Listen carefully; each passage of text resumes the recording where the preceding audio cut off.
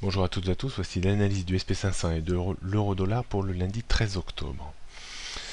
Le SP500 a entamé une vague de correction supplémentaire et de plus grande envergure que ces derniers temps. Le double blocage contre 1970 points et la rupture de 1920 points a entraîné l'indice sur le niveau de support que nous avions fixé vers 1880-1900 points. Attention à une rupture de cette zone 1880-1900 points avec un risque de retour sur le niveau 1831 points. À court terme, une reprise technique vers 1900-1920 reste toujours possible, mais l'indice me semble particulièrement vulnérable comme tous les autres indices tels que le Dow Jones et le Nasdaq Composite qui lui baissent dans des proportions un petit peu plus importantes. Au niveau des résistances, on note 1900, 1920, 1935, 1970 et 2000 points et les supports 1880, 1831 points. La tendance reste toujours très baissière en dessous de 1970 points. On abaissera certainement un petit peu ce niveau dans les prochains jours vers 1960, 1955 points.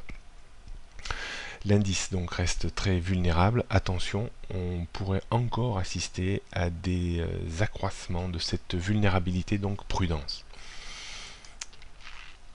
Du côté de l'euro-dollar, tente toujours de réaliser une correction technique haussière, tant bien que mal, avec parfois quelques petits moments de déprime, mais pour le moment, tant que l'on n'a pas cassé 1,2575, 1,26, on peut considérer que la reprise technique haussière reste toujours en place.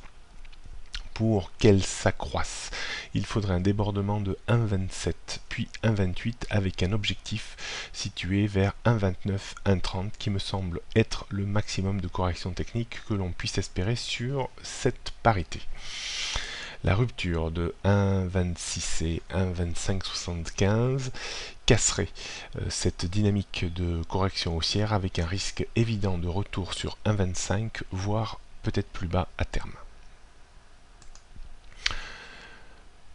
Donc les résistances 1,27, 1,28, 1,29, 1,30, c'est assez facile, tous les 100 pips. Support 1,26, 1,2575 et 1,25. La tendance reste toujours très baissière, en dessous de 1,30 à moyen terme, on ne peut pas abaisser ce niveau pour le moment.